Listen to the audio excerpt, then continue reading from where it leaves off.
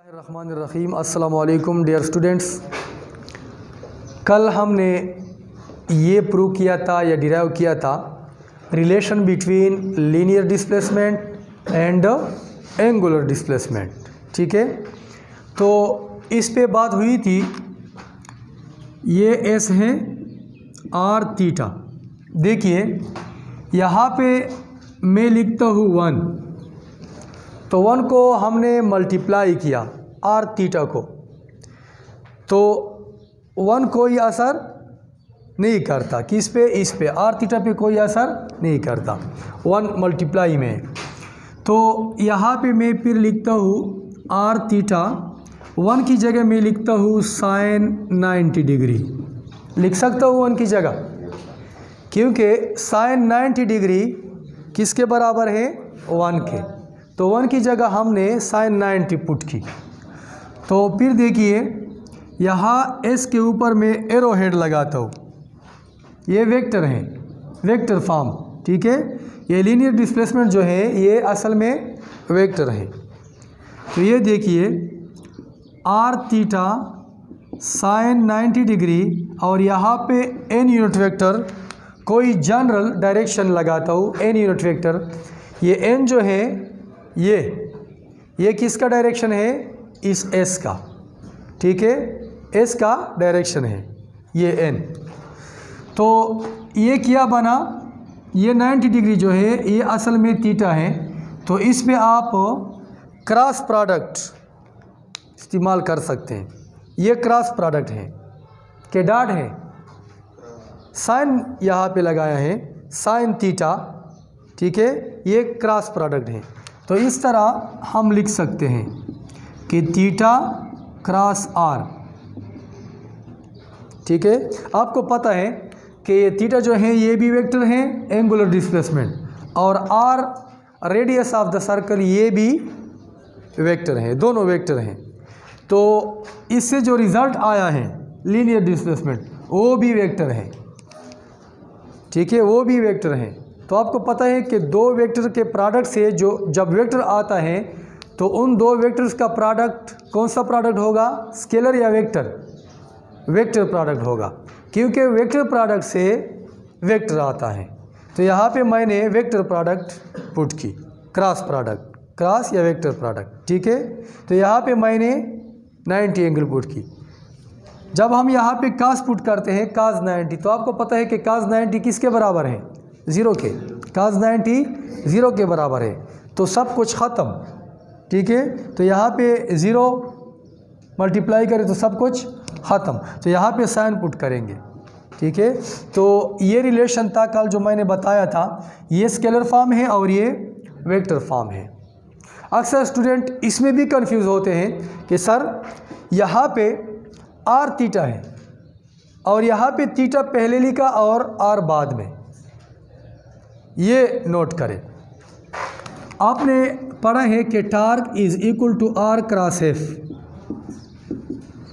यहाँ पे देखिए यहाँ पे आर जो है ये पहले लिखा है, एफ बाद में लिखा है।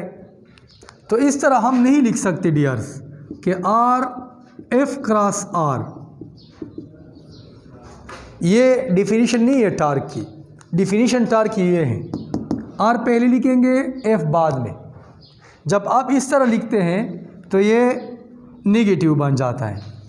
ठीक है, ये नेगेटिव टार्क है।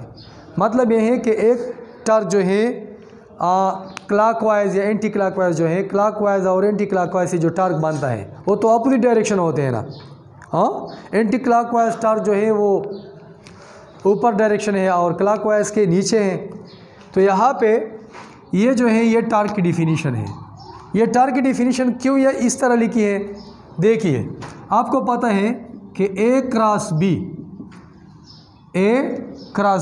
ए B sine theta N unit vector के बराबर है। लेकिन यहाँ पे ए को पहले लिखा है और बी को बाद में। तो क्यों?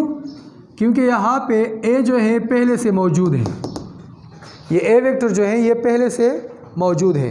बी वेक्टर आया है, ए के साथ एंगल बनाया है। बी वेक्टर बाद में आया है। देखिए ये बहुत अहम पॉइंट है, नोट करें। यहाँ पे ए वेक्टर पहले से मौजूद है, बी वेक्टर आया, ए के साथ एंगल बनाया। कौन सा वेक्टर बाद में आया?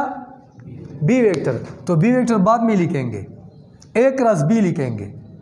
अगर बी पहले से हो, ए बाद में आता है तो बी क्रॉस ए लिखेंगे।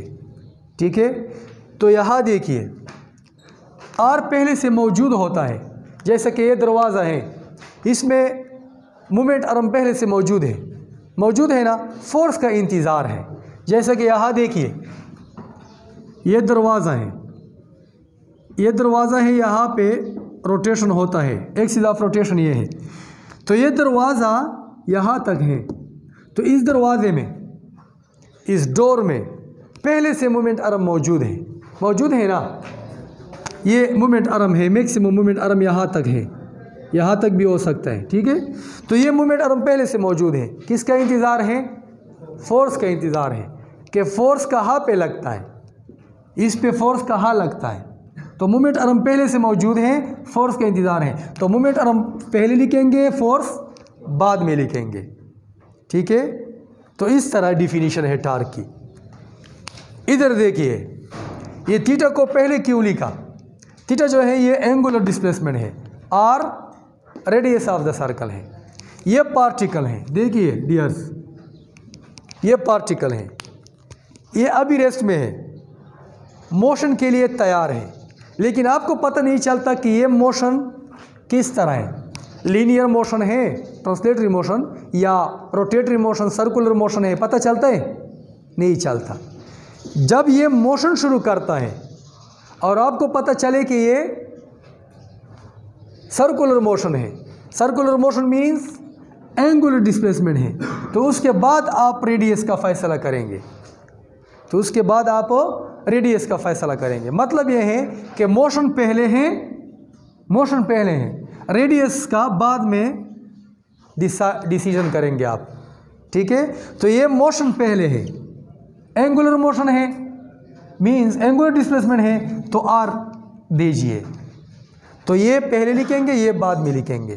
ठीक है, और ये भी नोट करें कि थीटा और आर में जो एंगल बनता है वो हमेशा 90 एंगल बनेगा। देखिए यहाँ पे आर की डायरेक्शन कहाँ है? आर की डायरेक्शन सेंटर से बाहर की तरफ, towards outside, from the centre of the circle. Circle से बाहर की तरफ रेडियस की डायरेक्शन होती है। ठीक है, और ये थीटा की डायरेक्शन आपको पता है, ये पेन को देखिए। ठीक है, लेकिन मैं ड्रा इधर करता हूँ, तो ये दोनों क्या है? परपेंडिकुलर हैं, आपस में 90 एंगल बनाता है। लेकिन यहाँ पे जो एस है, इसकी डायरेक्शन ये दोनों के लिए परपेंडिकुलर। ये भी आपको पता है कि A B sine theta N unit vector, ये एन यूनिट वेक्टर जो है ए के लिए परपेंडिकुलर है, बी के लिए परपेंडिकुलर है। ये यूनिट नंबर 2 में मैंने पढ़ाया है आपको कि क्रॉस प्रोडक्ट से जो रिज़ल्ट आता है, वेक्टर प्रोडक्ट से जो रिज़ल्ट आता है, ए क्रॉस बी से जो रिज़ल्ट, उसकी डायरेक्शन दोनों के लिए परपेंडिकुलर है, ए के लिए परपेंडिकुलर, बी के लिए परपेंडिकुलर। तो यहाँ पे ये क्रॉस प्रोडक्ट है, वेक्टर प्रोडक्ट है, तो ये एस की जो डायरेक्शन है वो दोनों के लिए परपेंडिकुलर। प्रीवियस लेक्चर में मैंने बताया था। ठीक है, देखिए ये किसकी डायरेक्शन हो गई? आर की, ये आर की डायरेक्शन है। ठीक है, तो एंगुलर डिस्प्लेसमेंट की सेंटर पे, एक्सिस ऑफ रोटेशन पे ऊपर या नीचे होगी, इस तरह, या ऊपर या नीचे, मैंने ऊपर शो की। ठीक है, ये किसकी डायरेक्शन है? एंगुलर डिस्प्लेसमेंट की। ये किसकी? आर की, ये आर की डायरेक्शन है। ठीक है, तो एस की डायरेक्शन कहाँ पे होगी? इन दोनों के लिए परपेंडिकुलर होगी, इन दोनों के लिए परपेंडिकुलर। तो यहाँ पे देखिए इस तरह, यहाँ पे देखिए ये इधर, ये दोनों आपके लिए सेम दिखाई देता है ना, ये सेम नहीं है, ये इस तरह है। देखिए ये किसकी हो गई? आर की, ये एंगुलर डिस्प्लेसमेंट की, और ये लीनियर डिस्प्लेसमेंट की। तो ये जो है ये दोनों के लिए परपेंडिकुलर है कि नहीं? यहाँ से यहाँ रखे दोनों के लिए परपेंडिकुलर बन गया, दिखाई देता है? हाँ, इस तरह है ये। ठीक है, तो ये बातें नोट करें, ये इसकी वेक्टर फॉर्म है, ये इसके लिए वेक्टर फॉर्म है, ठीक है। अब मैं शो करूँगा कि वेलासिटी जो है, लीनियर वेलासिटी, ये किसके बराबर है, आर ओमेगा, ये शो करेंगे। आपको पेपर में आ सकता है कि show that v is equal to R omega. Linear velocity बराबर है radius of the circle and angular velocity of the body, ठीक है। तो ये रिलेशन है between linear velocity and angular velocity, ये शो करेंगे। किस तरह शो करेंगे देखिए।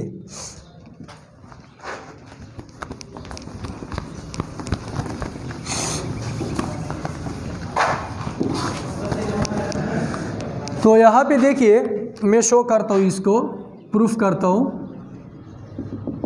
ये बहुत सिंपल है, ये बहुत सिंपल है।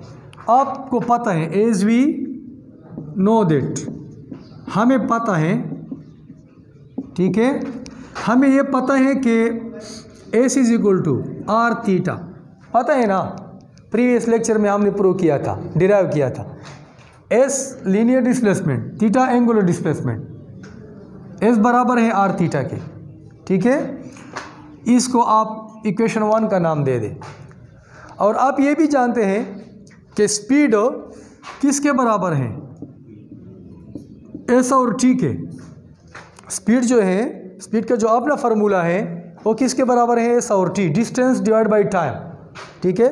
तो ये टाइम इधर ले आए, वी टी बनता है, ठीक है, वी टी और एस, हाँ। तो इस तरह ये तरफ इधर ले आए और वी टी उधर ले जाए, हाँ, वी टी इस तरह देखिए। तो इसको 2 का नाम दे दें। ये इक्वेशन 1 और 2 दोनों किसके बराबर हैं, एस और एस, दोनों डिस्टेंस हैं। ये लीनियर डिस्प्लेसमेंट या डिस्टेंस और ये भी लीनियर। तो आपस में क्या करें, कंपैरिजन करें, हाँ, कंपेयरिंग करें, या इस तरह लिखे कि फ्रॉम 1 इक्वेशन 1 एंड 2, 1 और 2 से हमें पता चलता है, वी हैव, हमें क्या मिल जाता है, हाँ, V T is equal to R theta, ठीक है। दोनों एस के बराबर हैं, तो वी टी किसके बराबर हुआ है, आर थीटा के। तो ये टी जो है उधर ले जाए, यहाँ पे मल्टीप्लिकेशन में है, वहाँ डिवीजन में आ जाएगा, R theta divide by T. तो आपको पता है कि थीटा और टी किसके बराबर है, ओमेगा, ये ओमेगा है। एंगुलर डिस्प्लेसमेंट, ठीक है, डिवाइड बाई टाइम, ये ओमेगा है। एंगुलर वेलोसिटी, तो आर ओमेगा। तो ये प्रूव हो गया, ठीक है। ये इक्वेशन है। इसकी वेक्टर फॉर्म किस तरह होगी, ये तो मैग्नीट्यूड फॉर्म है, स्केलर फॉर्म है, इसकी वेक्टर फॉर्म इस तरह होगी। देखिए, v is equal to omega cross R. आपको पता है कि आर और ओमेगा में कितना एंगल बनता है, 90, ठीक है। आर और ओमेगा में 90 एंगल बनाता है। ये थीटा और आर ये आपस में क्या थे, हाँ, परपेंडिकुलर, बिल्कुल इसी तरह। इसकी डायरेक्शन और ओमेगा की डायरेक्शन सेम है, तो ये भी आर के साथ परपेंडिकुलर, ठीक है। ये नोट करें आप, ये हमेशा आपस में 90 एंगल बनाता है, हमेशा। हमेशा का क्या मतलब है, हर वक्त, ठीक है। 90 के बगैर और एंगल नहीं बनता। किसके दरमियान, ये ओमेगा और आर के दरमियान, ये थीटा और आर के दरमियान हमेशा 90 एंगल बनता है। तो इसलिए हम ये क्रॉस पुट करते हैं, तो ये वेक्टर फॉर्म है, ठीक है। अच्छा, ये भी नोट करें कि ए जो है, ए लीनियर एक्सेलरेशन है, आर अल्फ़ा, अल्फ़ा क्या है, एंगुलर एक्सेलरेशन। तो ये हम प्रूव करेंगे, ठीक है, रिलेशन बिटवीन लीनियर एक्सेलरेशन और एंगुलर एक्सेलरेशन, ये डिराइव करेंगे, प्रूव करेंगे। किस तरह, देखिए यहाँ पे देखिए,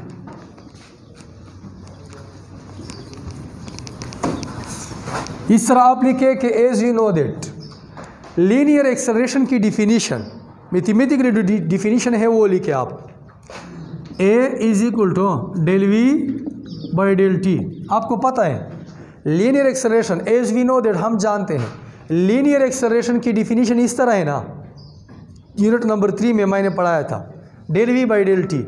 आपको ये भी पता है कि डेल वी किसके बराबर है, हाँ डेल वी ये चेंज है, चेंज का क्या मतलब है, फाइनल मनफी इनिशियल, तो किस में चेंज है, वेलोसिटी में चेंज है, तो V F minus V I यहाँ पे लिखूँ, ठीक है, A is equal to V F minus V I divide by del T, V F minus V I, तो ये डिफिनीशन है चेंज की, फाइनल वेलोसिटी मनफी initial velocity.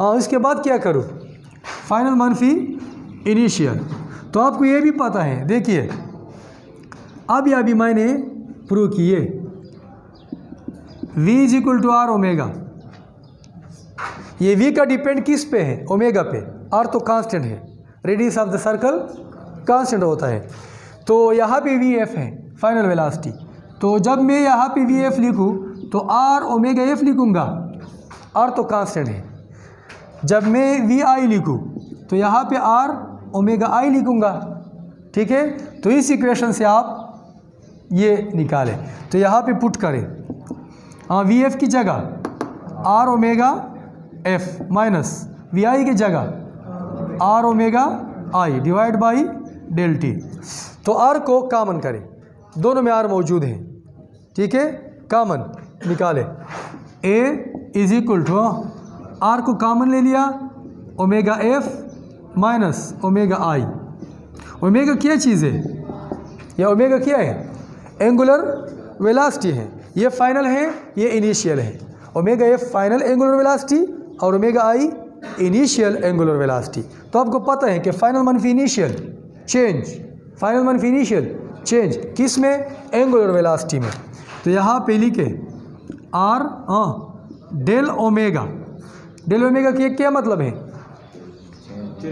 Change in angular velocity, शाबाश, डिवाइड बाई डेल टी, हाँ ये क्या चीज़ है, ये अल्फा है, angular acceleration, the time rate of change of angular velocity is called angular acceleration, तो ये एंगुलर एक्सेलरेशन है आर अल्फा, तो ये भी प्रूव हो गया, ये प्रूव हुआ, तो ये स्केलर फॉर्म है, क्या फॉर्म है, स्केलर फॉर्म है या मैग्नीट्यूड फॉर्म है, वेक्टर फॉर्म में किस तरह लिखेंगे, ए,